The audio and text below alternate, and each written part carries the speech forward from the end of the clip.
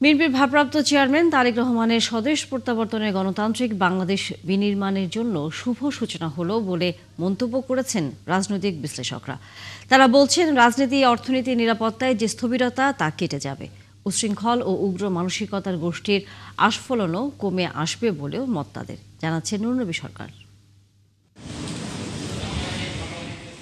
তারেক রহমানের রাজস্বিক প্রত্যাবর্তন, বাংলাদেশের রাজনৈতিক অনিশ্চয়তার মেঘ কেটে গেল। মুক্তিযুদ্ধের স্বাধীন বাংলায় ২৪-এর চেতনায় ৩১ দফার নতুন গণতান্ত্রিক বাংলাদেশ নির্মাণের অগ্রযাত্রায় উষ্ণতার পরশ। বাংলাদেশের জন্য তো বটেই, বিশেষ করে বিএনপির জন্য এটা অনেক বড় একটা উদ্দীপক। সবার আগে বাংলাদেশ, এই স্লোগানটা কিন্তু কোনো পার্টিজান স্লোগান নয়, এটা কোনো দলীয় স্লোগান নয়, এটা বাংলাদেশকে ধারণ করার একটা স্লোগান।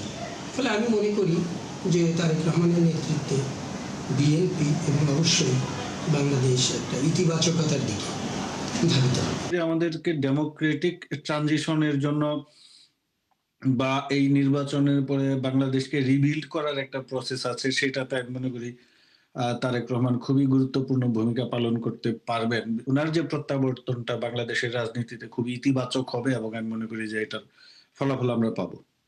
নির্বাচনের পথে যাত্রা করেছে বাংলাদেশ। দেশি বিদেশি নানা গোষ্ঠী তা বাধাগ্রস্তের চেষ্টা করছে। সেই চেষ্টা আর হালে পানি পাবে না বলে মত বিশ্লেষকের। সব দলগুলো নির্বাচনমুখী এবং যারা নির্বাচন করতে চান, ক্যান্ডিডেটস যারা, তারাও খুব ফেস্টিভভাবে তাদের ইলেকট্রাল ক্যাম্পেইন চালিয়ে যাচ্ছেন। আর আমি মনে করি তারেক রহমানের যে স্বদেশ প্রত্যাবর্তন, এটা এখানে একটা বাড়তি অনুপ্রেরণা হিসেবে কাজ করবে। যারা বা যে অংশটা বারবার নির্বাচন পিছানোর নানা পায়তারা করছে বা ষড়যন্ত্র করছে, তারা কিন্তু বসে নাই। তারা একের পর এক ষড়যন্ত্র করবে, একের পর এক পরিকল্পনা করবে। তাদেরকে আসলে সবাইকে মিলে প্রতিরোধ করতে হবে এবং রুখে দিতে হবে। নৌকা প্রতীক নেই আসন্ন নির্বাচনে। তারেক রহমানের আসার পর ধানের শীষের পক্ষে যে গণজোয়ার তৈরি হলো, তাতে কি নির্বাচন একপেশে হয়ে যাবে?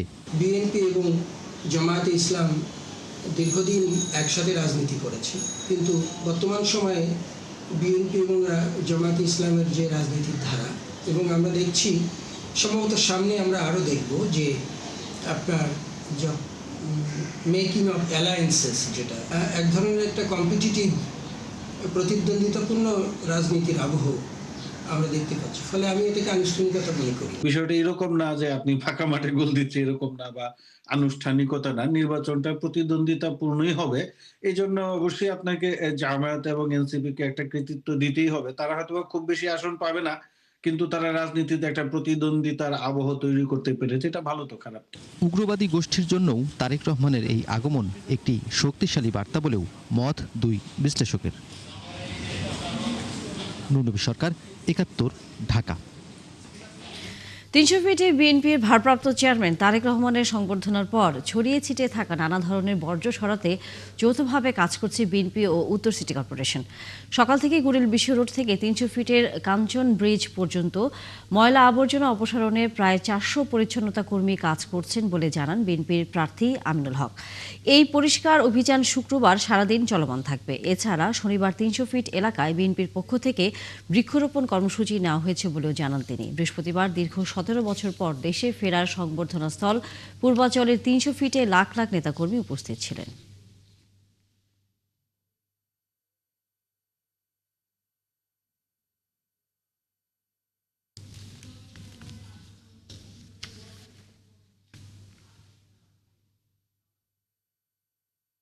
জাতীয়তাবাদী দল বিএনপি আমাদের ঢাকা মহানগর উত্তর বিএনপির পক্ষ থেকে এবং পাশাপাশি আমাদের সিটি কর্পোরেশনকে আমরা অনুরোধ করেছি, আমরা ইতিমধ্যে আমাদের প্রায় ১৬টি পিকআপ রেডি করা হয়েছে এবং প্রায় ২৫০ থেকে ৩০০ লেবার তারা কাজ করবে সারাদিন জুড়ে।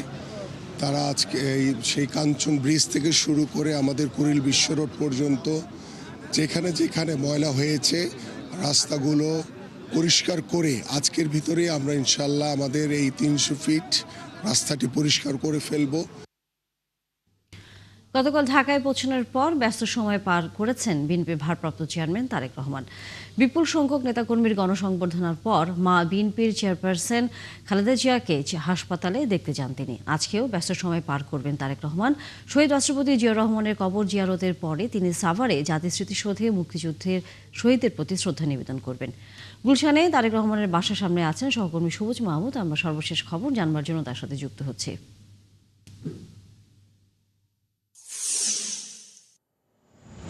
সবুজ, তারেক রহমান কখন বাসা থেকে বের হবেন এবং সেটি অনেকেরই জানার আগ্রহ রয়েছে যে তিনি বাইরে, আজকে যেহেতু শুক্রবার রয়েছে, জুম্মার নামাজ একটি মুসলমানদের কাছে একটি অনেক বড় একটি বিষয় থাকে প্রতি শুক্রবারই, তিনি সেটি বাসায় থাকবেন কিনা সেই সময়টাতে, নাকি অন্য কোনো মসজিদে যাবেন, এবং কখন আসলে তার তার পিতার কবরে যাওয়ার যে কর্মসূচি অথবা স্মৃতিসৌধে যাওয়ার যে সময়টা, সেটা আসলে জানা গেছে কিনা?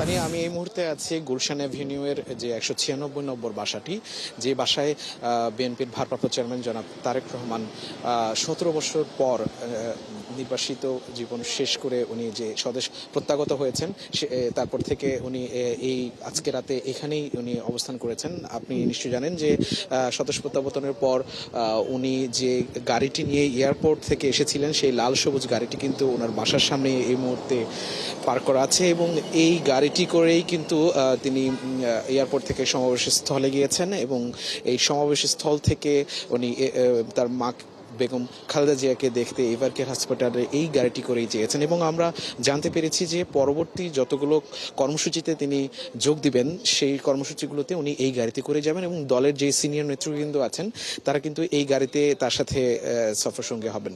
এবং এই গাড়িটির সামনে পেছনে কিন্তু একটি বাক্য লেখা আছে, যেটি তারেক রহমানের একটি রাজনৈতিক ডায়লগ, সেটি হচ্ছে সবার আগে বাংলাদেশ। এই সবার আগে বাংলাদেশ কথাটি এই লাল সবুজ গাড়িটির সামনে, পেছনে এবং উপরে লেখা আছে।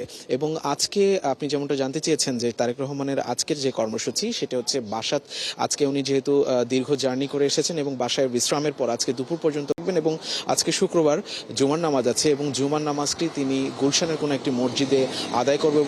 তারপর তিনি শেরেবাংলা নগর যে শহীদ প্রেসিডেন্ট জিয়াউর রহমানের যে মাজার রয়েছে, সেই মাজারটি তিনি জিয়ারত করবেন, সেখানে তিনি ফাতিহা পাঠ করবেন এবং মোনাজাত করবেন বলে আমরা জানতে পেরেছি। এবং এরপর তিনি যাবেন হচ্ছে জাতীয় শহীদ স্মৃতিসৌধে সেটি সাভারে, এবং সেখানে গিয়ে বাংলাদেশের যে মহান মুক্তিযুদ্ধের যারা শহীদ হয়েছেন, সেই শহীদদের প্রতি শ্রদ্ধা নিবেদন করবেন, নীরবতা পালন করবেন এবং পুষ্পস্তবক অর্পণ করবেন বলে আমরা জানতে পেরেছি। এইটুকুই আজকে তারেক রহমানের কর্মসূচি। এবং এর পর আসলে কি ধরনের কর্মসূচি হবে, এর আগে 27 তারিখের যে কর্মসূচিগুলো, সেগুলো আমাদেরকে দলের পক্ষ থেকে জানানো হয়েছিল। সেটা হচ্ছে আগামীকাল তিনি ভোটার হবেন, এবং ভোটার হওয়ার পর তিনি শহীদ ওসমান হাদির যে কবর আছে ঢাকা বিশ্ববিদ্যালয়ে কাজী নজরুল ইসলামের সমাধির পাশে, সেটা তিনি জিয়ারত করবেন।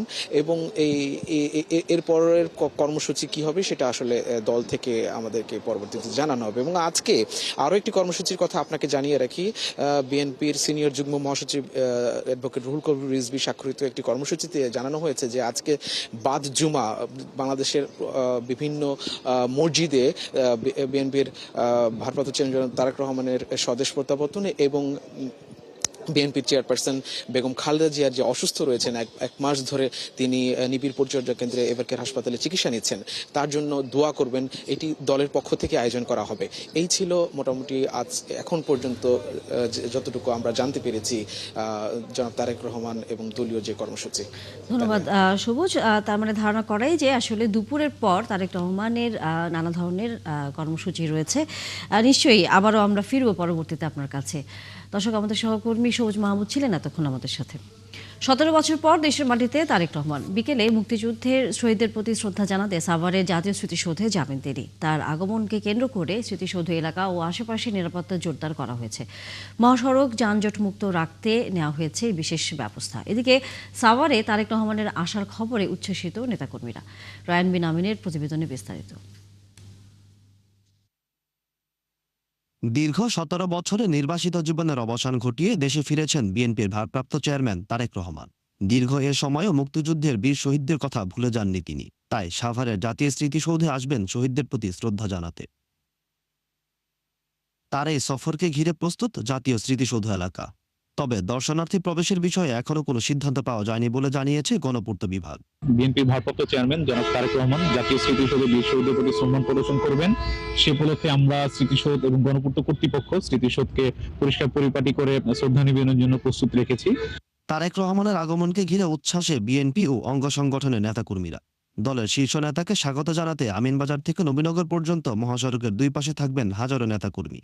সড়ক মহাসড়কে টানানো হয়েছে অসংখ্য ব্যানার ও ফেস্টুন। বিএনপির প্রত্যেকটা কর্মী একজন করে তারেক রহমান।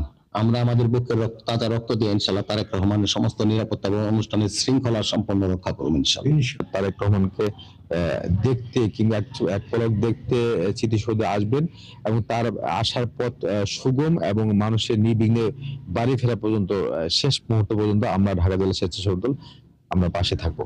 এদিকে স্মৃতিসৌধের আশপাশে নিরাপত্তায় আইন শৃঙ্খলা বাহিনীর 800 সদস্য মোতায়েন থাকার পাশাপাশি বাড়ানো হয়েছে গোয়েন্দা নজরদারি। পুরো স্মৃতিসৌধ এলাকা আনা হয়েছে সিসিটিভি ক্যামেরার আওতায়। সকল ধরনের নিরাপত্তায় আমাদের মাননীয় পুলিশ স্যারের নেতৃত্বে গ্রহণ করেছে। আমাদের ইউনিফর্ম পুলিশধারী সদস্যরা বিভিন্ন স্থানে রয়েছে। সাদা পুলিশের যে আমাদের পুলিশ সদস্য আছে, সাদা পোশাকে পুলিশ সদস্যরা মোতায়েন রয়েছে। তারেক রহমানের স্বদেশ প্রত্যাবর্তন দেশের রাজনীতিতে একটি গুরুত্বপূর্ণ অধ্যায় বলে মনে করছেন বিএনপি নেতাকর্মীরা। তারা বলছেন, বিএনপি সবসময় স্বাধীনতা ও মুক্তিযুদ্ধের চেতনাকে ধারণ করে সামনে এগিয়ে যাবে। রায়ান বিন আমিন, 71, সাভার। বিকেলে মুক্তিযুদ্ধে শহীদদের প্রতি শ্রদ্ধা জানাতে সাভারে জাতীয় স্মৃতিসৌধে যাবেন তারেক রহমান। এই বিষয়ে আরও বিস্তারিত জানাতে যুক্ত হচ্ছেন আমাদের সহকর্মী রায়ান বিন আমিন। রায়ান, স্মৃতিসৌধ এলাকায় তারেক রহমানের আগমনকে ঘিরে নিশ্চয়ই সেখানে নিরাপত্তা ব্যবস্থা জোরদার করা হয়েছে এবং একই সাথে নেতাকর্মীরাও নিশ্চয়ই প্রস্তুত তাকে সেখানে বরণ করে নেবার ক্ষেত্রে। স্মৃতিসৌধে প্রবেশও, জনসাধারণের প্রবেশও কিন্তু বন্ধ করে দেওয়া হয়েছে। এমনকি সাংবাদিকদের কিন্তু এখন দেওয়া হচ্ছে না সকাল 9টার পর থেকে। আর ইতিমধ্যে স্মৃতিসৌধ পুরোপুরি প্রস্তুত, ঝাড়ু মোছা দিয়ে সবকিছু পরিষ্কার করা হয়েছে এবং ভিআইপি এখানে আসবেন এবং শহীদদের প্রতি শ্রদ্ধা জানাবেন। এর বাইরে নেতাকর্মী যারা আছে সাভার, ধামরাই, মানিকগঞ্জ এই অঞ্চলের নেতাকর্মীরা কিন্তু নামাজের সময় 12টার পরে তাদের এখানে আসার কথা রয়েছে।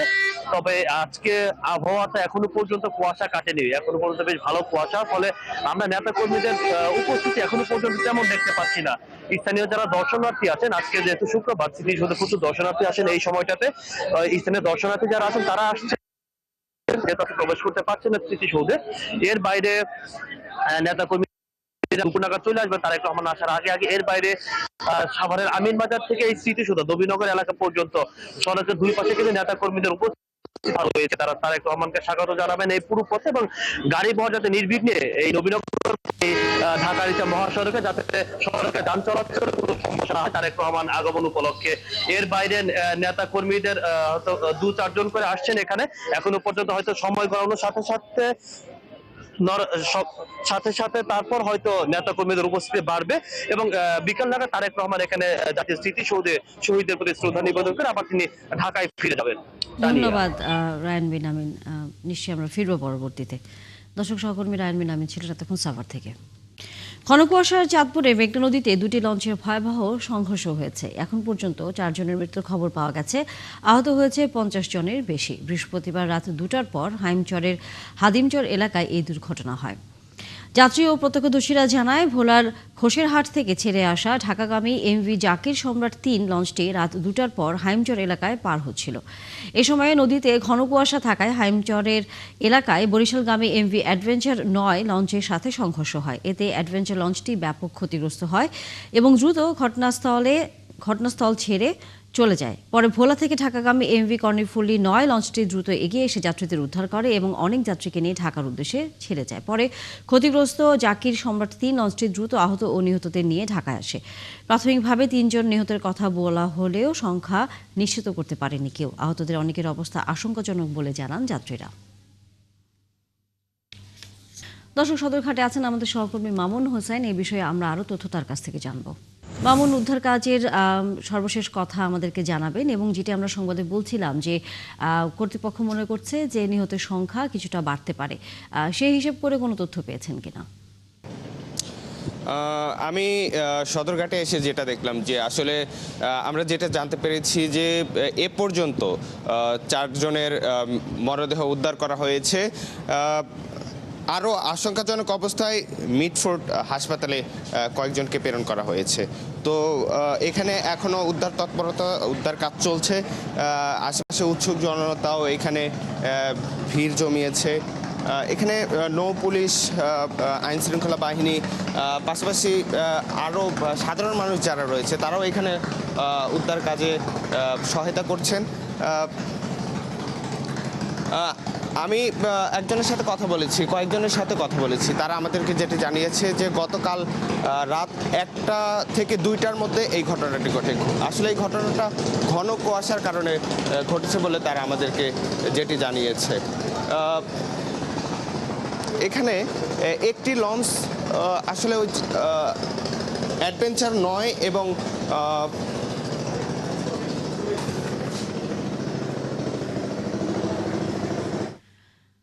মামুন হোসেন, আশা করি আপনি আরো তথ্য নিয়ে পরবর্তীতে যুক্ত হবেন। ধন্যবাদ এখনকার মতো আপনাকে। কুয়াশার চাদর মুড়িয়ে প্রকৃতিতে জেকে বসতে শুরু করেছে শীত। ক্ষণে ক্ষণে বইছে হিমেল হাওয়া। এতে 9 ডিগ্রির ঘরে নেমেছে দেশের সর্বনিম্ন তাপমাত্রা। এই অবস্থায় আগামী 24 ঘন্টায় সারা দেশে রাতের তাপমাত্রা আরও কমে যেতে পারে।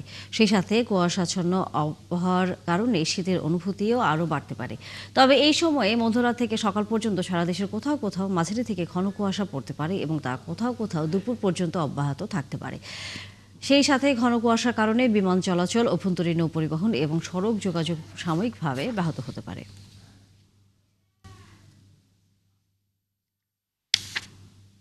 হঠাৎ করে 2-3 দিন ধরে প্রচন্ড ঠান্ডা পড়তেছে। জানুয়ারির মাঝামাঝি ঠান্ডাটা এই পর্যন্ত থাকে, জানুয়ারির পর থেকে আবার কমতে থাকে, টেম্পারেচার কমতে থাকে। আমার দেশের বাড়ি হচ্ছে উত্তরবঙ্গে, রংপুরে। আমি রংপুরের ফিল পাচ্ছি। ইভেন আমি জাস্ট একটা চাদর পরে নামছি, যে ভাবছি যে এত বেশি হবে না। আজকে তো সারাবর্ত কুয়াশা তো আছে, বৃষ্টির মতো গুড়ি গুড়ি পড়তেছে, তাছাড়া আবার বাতাসও আছে। সর্বনিম্ন তাপমাত্রা 9 ডিগ্রি সেলসিয়াস রেকর্ড করা হয়েছে যশোরে। এছাড়া ঢাকাতে 13.5, ঢাকাতেও এটা এই মৌসুমে সর্বনিম্ন। তো আমরা এই যে 10 বা 10-এর নিচে নেমেছে, কিন্তু আমরা মৃদু শৈত্যপ্রবাহ এখনও ডিক্লেয়ার করিনি। এই জন্য যে আমাদের এই টেন্ডেন্সি 3 দিন বা যে আমাদের যে মৃদু শৈত্যপ্রবাহের যে ক্রাইটেরিয়া এখনও ফিল আপ করেনি। ঘন কুয়াশার কারণে 9.5 ঘন্টা বন্ধ থাকার পর মানিকগঞ্জের 2টি নৌ রুটেই ফেরি চলাচল শুরু হয়েছে। এর আগে বৃহস্পতিবার সন্ধ্যার পর থেকে কুয়াশার প্রকোপ বাড়তে থাকায় রাত 9টার দিকে আরিচা কাজিরহাট নৌ রুটে ফেরি চলাচল বন্ধ করে দেওয়া হয়। এ সময় মাঝ নদীতে যাত্রী ও যানবাহন নিয়ে আটকে পড়ে বীরশ্রেষ্ঠ হামিদুর রহমান ও চিত্রা নামে 2টি ফেরি। অন্যদিকে রাত 12:30টার পর থেকে পাটুরিয়া দৌলদিয়া নৌরুটেও ফেরি চলাচল বন্ধ করে দেওয়া হয়। এ সময় মাঝ নদীতে শাহপরান, গোলাম মাওলা ও বাইগার নামে 3টি ফেরি নোঙর করে রাখা হয়। এছাড়া ফেরি চলাচল বন্ধ থাকায় 2 নৌরুটের ঘাটগুলোতে পারাপারের অপেক্ষায় থাকতে দেখা যায় কয়েকশো যানবাহনকে। কিন্তু সকাল 9টার পর থেকে পরিস্থিতি স্বাভাবিক হতে শুরু করে। মেঘনা চাঁদপুরের হাইমচরে দুর্ঘটনায় পড়া লঞ্চ এমভি অ্যাডভেঞ্চার 9 পৌঁছেছে ঝালকাঠিতে। এই মুহূর্তে লঞ্চটি আছে ঝালকাঠির লঞ্চ ঘাটে। সেখানে আছেন সহকর্মী তরুণ সরকার। এই লঞ্চের বিস্তারিত তথ্য আমরা তার কাছ থেকে জানব। তরুণ, দুর্ঘটনার সময় লঞ্চে ছিল এমন কারোর সাথে আপনার কথা বলার সুযোগ হয়েছিল কিনা, এবং একই সাথে লঞ্চের যে মালিক রয়েছে তাদের কোনো কর্তৃপক্ষের সাথে কোনো কথা বলবার সুযোগ হয়েছে কিনা? অ্যাডভেঞ্চার লঞ্চটি যেটি চাঁদপুরে গত রাতে একটি ঢাকার যে সম্রাট 3 লঞ্চকে ধাক্কা দেয়, এবং সেই লঞ্চটি কিন্তু এখন এই ঝালকাঠির লঞ্চ ঘাটে রয়েছে। সর্বশেষ আপডেট যেটি সেটি হচ্ছে এই লঞ্চটিকে এই মুহূর্তে ঝালকাঠি জেলা পুলিশ কিন্তু আটক করেছে।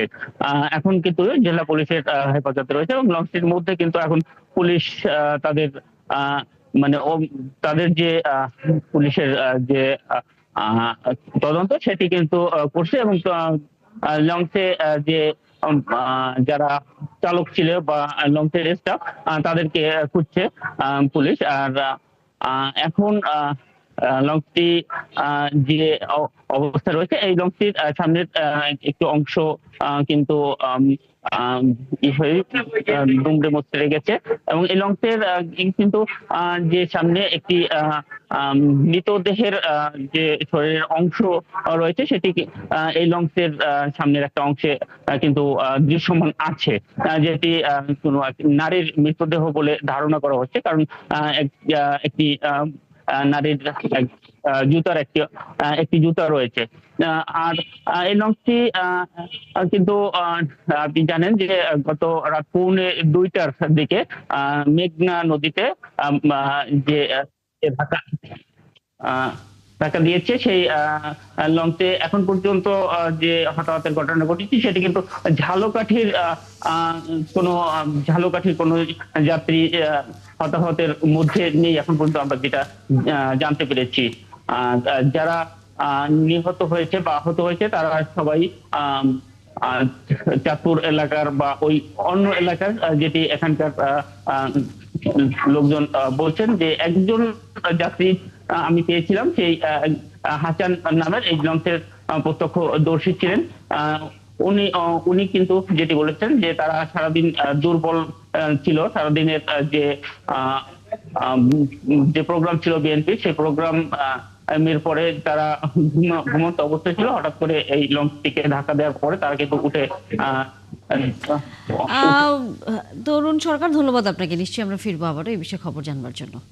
1 জানুয়ারি প্রাথমিকের সব বই মিললেও মাধ্যমিক পর্যায়ে তা সম্ভব হবে না, যদিও ষষ্ঠ ও নবমে মিলবে। আর পূর্ণ দরপত্র আহ্বানের কারণে সপ্তম ও অষ্টমে দেয়া হবে 50% বই।